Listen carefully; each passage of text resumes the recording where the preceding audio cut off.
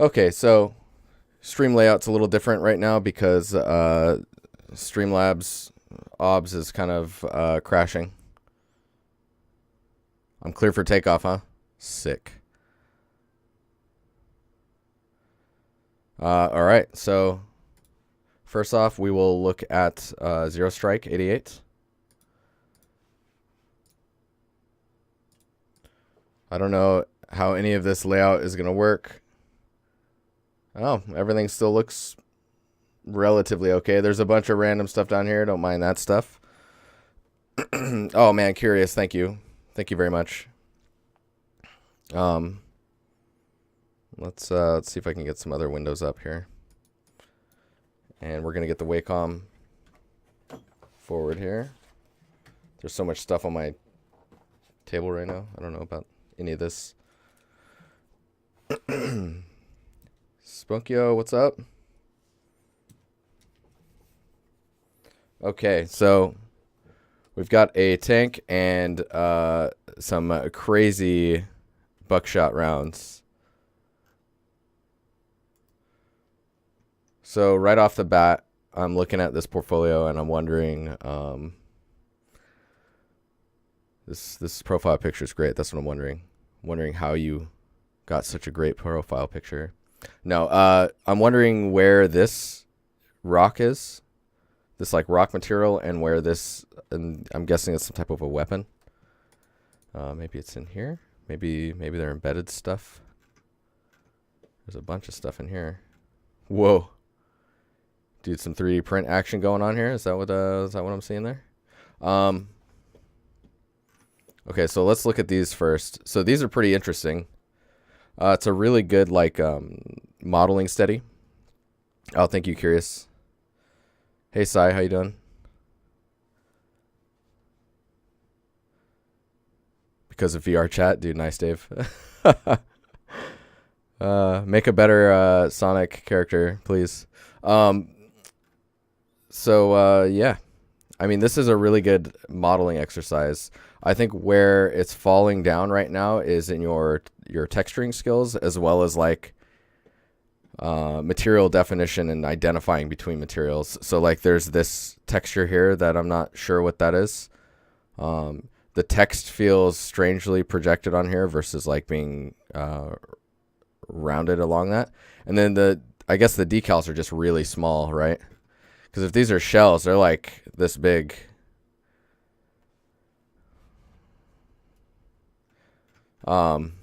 Nice, Dave. Some chat lag, dude. I bet there's a lot of lag actually. Some other things to note is like these little flap things up here are really thin looking, and this pattern here is.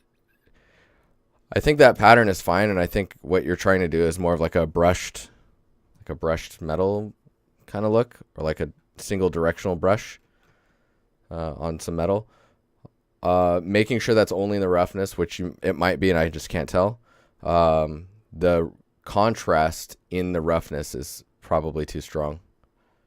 If you lower that range down, you'll get into a better spot, I think, with believability and such.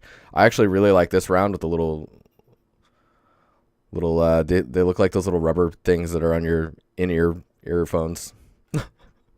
But they probably hurt real bad. Yeah, this material looks pretty intense up here. And then maybe like this pattern down here is a little strong. Like a lot of procedural looking stuff. And you kind of want to avoid that when possible. But yeah, I think this one is the strongest one. Let's go to your tank. So this Panzer looks pretty sick. I'm not really a buff in the tank. That's awesome. That's an awesome image. The contrast of the background, maybe you tone it down just so that the focus can be on the tank. But in general, this looks pretty cool.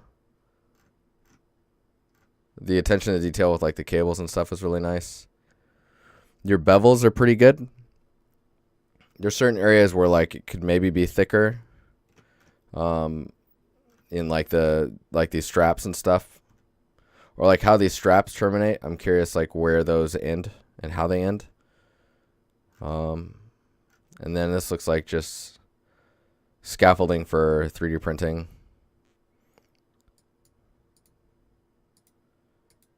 I'd be really curious to see like the 3D printed side of this when it's said and done.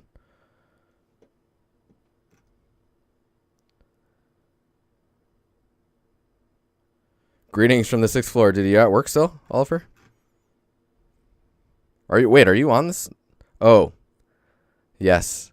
So you're on the 4th floor at work, and you're on the 6th floor at home. We live in the same building for anyone who is confused. Yes. Hello. How you doing, man?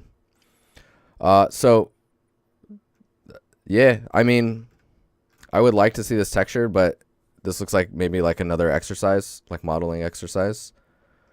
It looks pretty good. I like the softness that's happening here with the modeling, and like where it gets really sharp, kind of like gets more into the this is 3D aspect of things. Anywhere where you can soften those edges even just a little bit is going to be pretty good, especially if you can make them slightly uneven. Greetings from Florida. Bet it's warmer there than here. But the details in the back here are great. I really like this stuff here. It's cool. So you have two things on here right now, and let's pull this over here. Let's just see, make sure.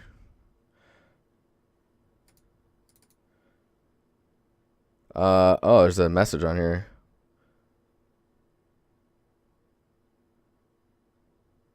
So he wants to work at Big Huge Games. Currently, he's a graphics designer.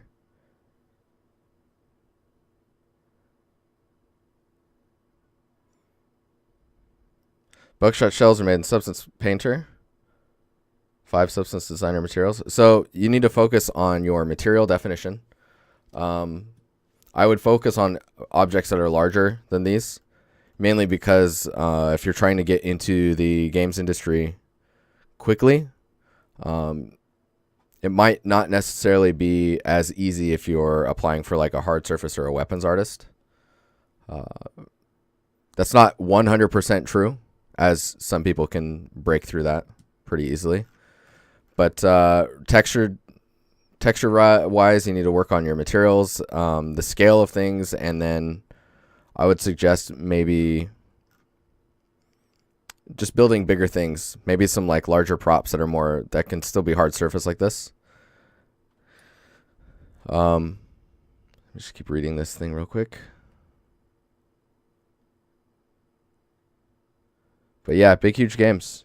I mean, it's good that you have a focus, like where you want to head. Fosco, what's up? Hey, Reddington. So with that, I would say props, environment artist. I would build some more props. You're probably going to need 1 to 2 environments, or I don't know, like 10 to 15 props that are well executed, not only in the modeling, but showing good scale understanding so that things don't look strangely out of proportion, and really good material definition. And then I think you'll be good to go on trying to get your first drop into the industry. Yes. Sorry, no one. Thank you for the follow, by the way. LVGI, thank you for the tier 1 sub. Waxy Null, thanks for the sub. And let's move on to the next one, huh? Let's go back to this guy. Hello. Skadoosh.